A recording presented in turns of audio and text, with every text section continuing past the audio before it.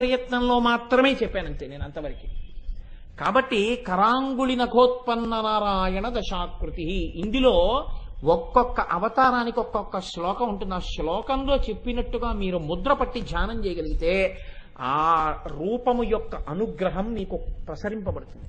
ప్రసరింపబడి ఆ శక్తిని పొందుతారు. పొందితే మీరు ఆ కష్టంలోంచి బయటకు వస్తుంటారు.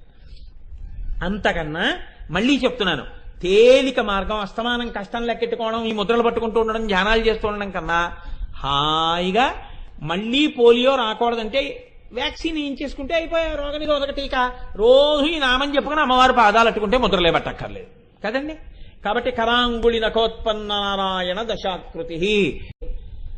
అమ్మవారి దేవాలయంలో నైవేద్యం చేస్తూ ఉంటారు. నేను మీ అందరూ వెళ్ళిపోయిన తర్వాత మీకు ఇబ్బంది కలగకూడదని నేను వస్తూ ఉంటాను దర్శనానికి.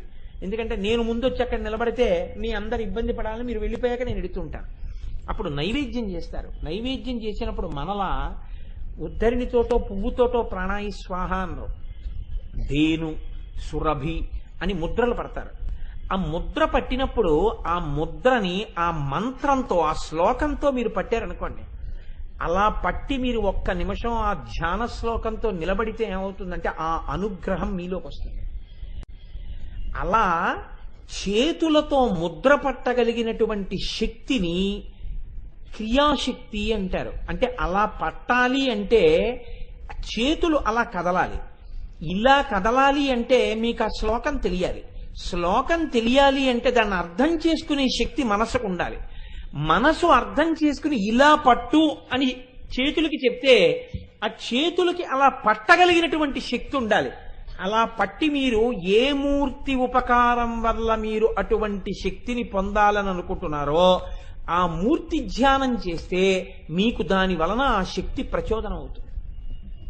అదే మంత్రం ఇవ్వడం అంటారు. మంత్రం ఇచ్చారంటారు.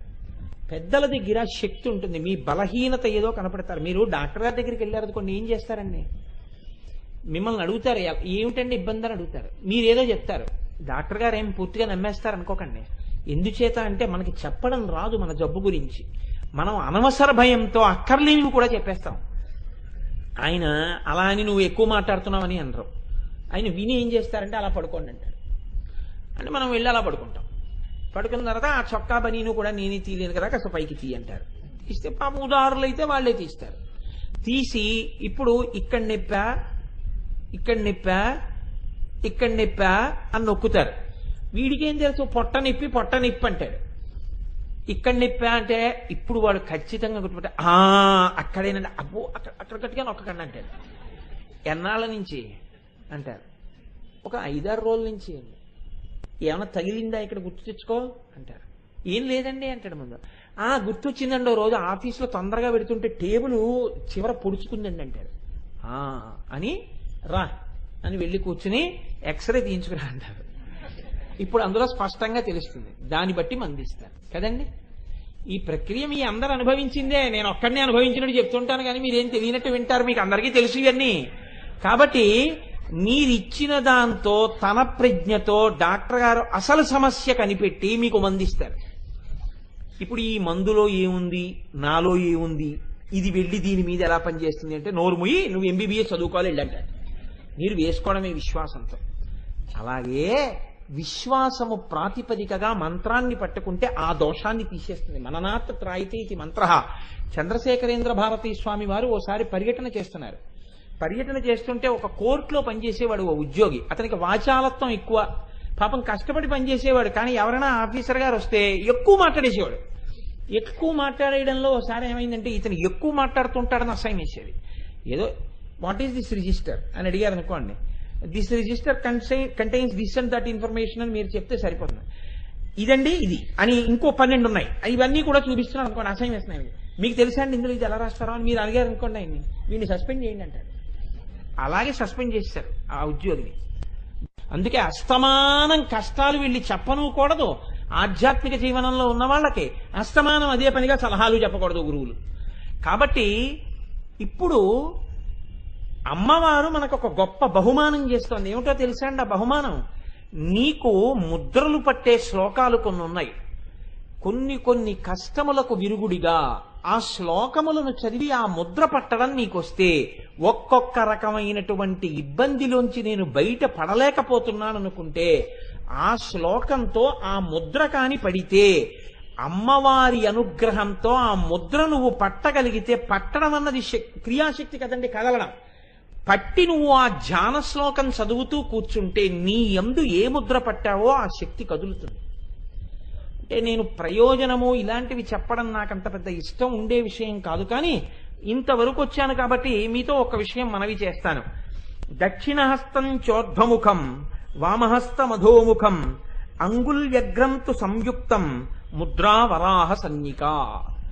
ఆదివరాహమూర్తి యొక్క అనుగ్రహాన్ని మనం ఇప్పుడు పొందాలి, ఇందులోంచి బయటికి రావాలి అని మీకు అనిపించింది అనుకోండి, ఈ దక్షిణ హస్తం అంటే కుడి చేతి వేళ్లన్నీ ఇలా పైకుండేటట్టుగా పెట్టి, ఈ ఎడమ చేతి వేళ్లన్నీ ఇలా కిందకుండేటట్టుగా పెట్టి, ఈ గోళ్లు రెండు మాత్రం ఇలా కలుసుకునేట్టుగా పెట్టి జాగ్రత్తగా ఇలా తిప్పి పట్టుకుని దానికి సంబంధించినటువంటి ధ్యాన శ్లోకాన్ని చదివి ఆ మంత్రాన్ని ఇదే ముద్రలో ఉండే అనుష్ఠానం చేస్తే ఆదివరాహమూర్తి యొక్క అనుగ్రహం తొందరగా మీకు కలుగుతుంది.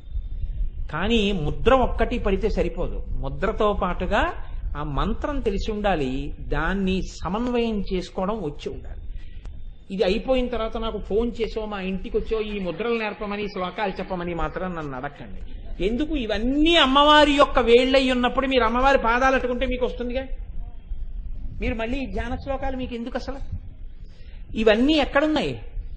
ఈ 10 అవతారాలు 10 శ్లోకాలు విడివిడిగా సమన్వయం చేయడం కన్నా 10 చేతులు ఉన్నాయే, 10 వేళ్లున్నాయే అమ్మవారికి, ఆ వేళ్ల ముద్రలే కదండి ఇవన్నీ.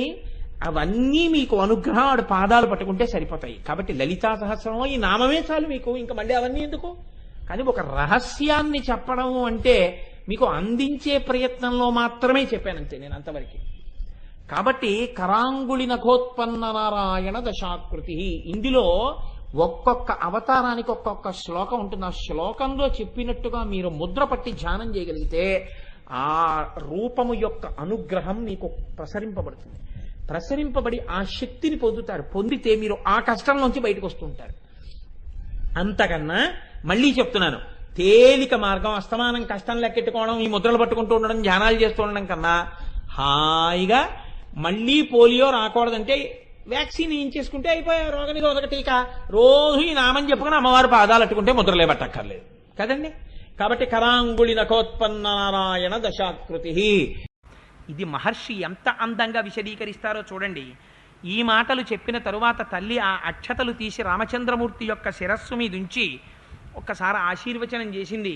నాయనా, నిన్ను సూర్యుడు రక్షించాలి, చంద్రుడు రక్షించాలి, అశ్వినీ దేవతలు రక్షించాలి, భూమి రక్షించాలి, ఆకాశం రక్షించాలి, దిక్కులు రక్షించాలి, గృహదేవతలు రక్షించాలి, రాక్షసులు రక్షించాలి. నా చేత ఇక్కడ పూజింపబడుతున్నటువంటి ఆ విషక్రిములన్నీ కూడా తేళ్లు, జెర్రిలు, పావులు, భూమి మీద పాకేవి, చీమలు, చెట్లు, చామలు, నదులు, నీళ్లు, బురద, ఏనుగులు, మొసళ్ళు, సింహాలు, ఆఖరికి సంవత్సరము, ఋతువులు, నెలలు, మాసములు, తిథులు, నక్షత్రములు, ఇవన్నీ కూడా నిన్ను రక్షించాలి రామా అంది. ఎంత గొప్ప ఆశీర్వచనం చేసిందో చూడండి.